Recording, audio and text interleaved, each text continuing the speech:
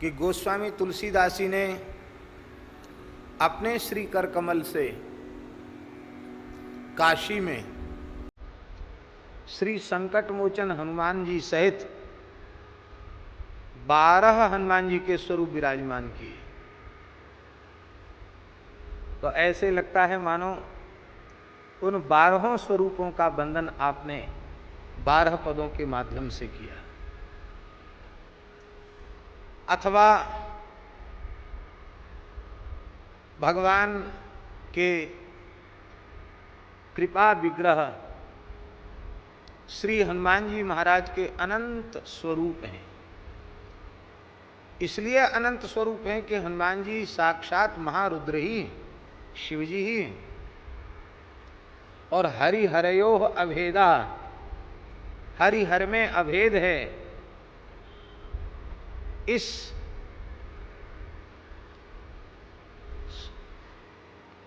शास्त्रीय सिद्धांत के अनुसार श्री हनुमान जी साक्षात भगवत रूप ही, भगवान ही है। हनुमान जी अलग नहीं है, भिन्न नहीं है।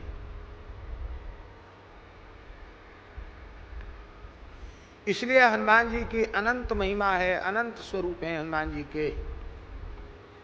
हनुमत सहस्रनाम स्तोत्र है जिसमें हनुमान जी के 1008 नाम।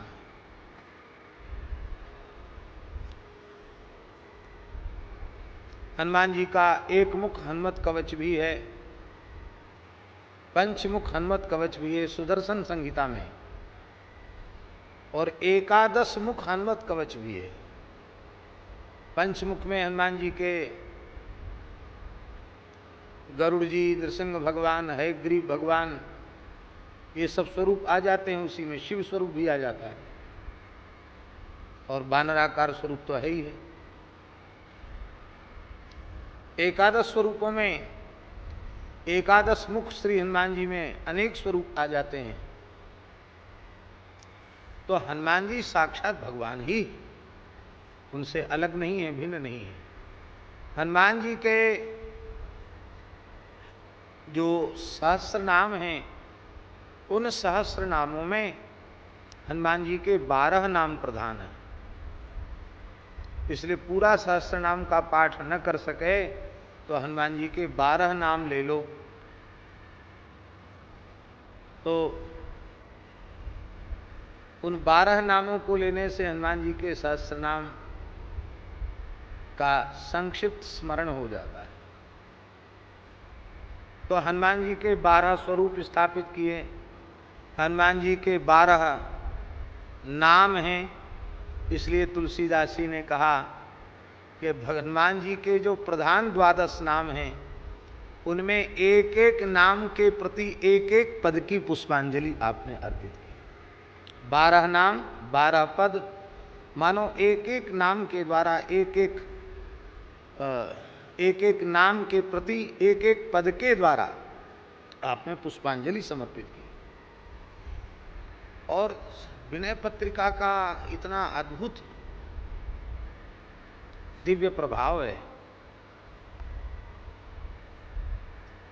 भगवान शिव जी का स्मरण वंदन विनय पत्रिका में गोस्वामी तुलसीदास जी महाराज 12 पदों में कर रहे हैं, 12 पदों में। हमने पहले उसकी चर्चा की थी। इसका आशय है कि वे 12 ज्योतिर्लिंगों का स्मरण कर रहे हैं। इसलिए विनय पत्रिका के 12 पद यदि आप नित्य पढ़ें तो आपकी 12 ज्योतिर्लिंग यात्रा पूरी हो गई। आपसे भगवान शिव प्रसन्न हो जाएंगे। इतना अद्भुत 12 पदों में शिव जी का स्मरण किया। हनुमान जी का स्मरण भी 12 पदों में किया।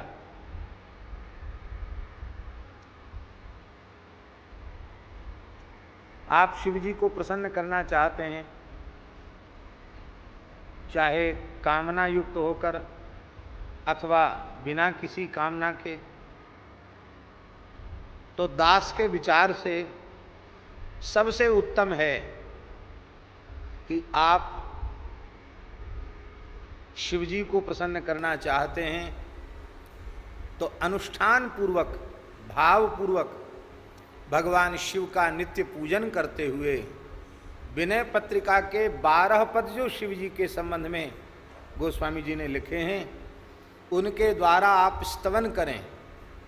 11 दिन, 21 दिन, 41 दिन, जितने दिन नियम पूर्वक रह सकते हैं शेष समय नाम जप मंत्र का जप करें, तो असाध्य कार्य भी हनुमान जी की कृपा से आपका सिद्ध हो जाएगा।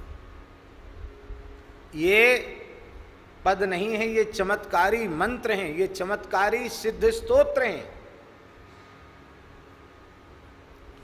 वर्तमान समय में शारीरिक आदि व्याधि के शमन के लिए प्रायः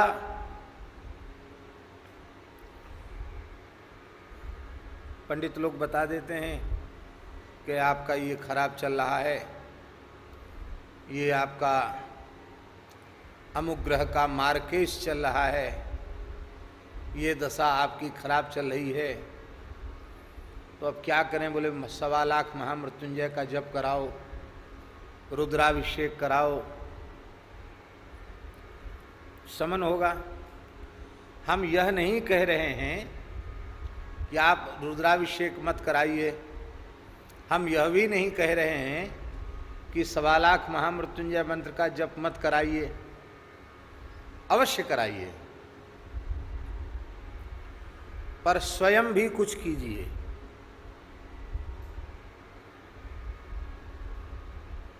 हमारा अपना विश्वास है कि भगवान शिव का नित्य पूजन करते हुए, अभिषेक करते हुए, यदि 12 पद जो शिवजी के चरणों में समर्पित किए हैं तुलसीदास जी महाराज ने, उनके द्वारा आप नित्य भगवान शिव को पुकारें, तो आपको उस अनुष्ठान के सद्यः लाभ की अनुभूति आपको होगी।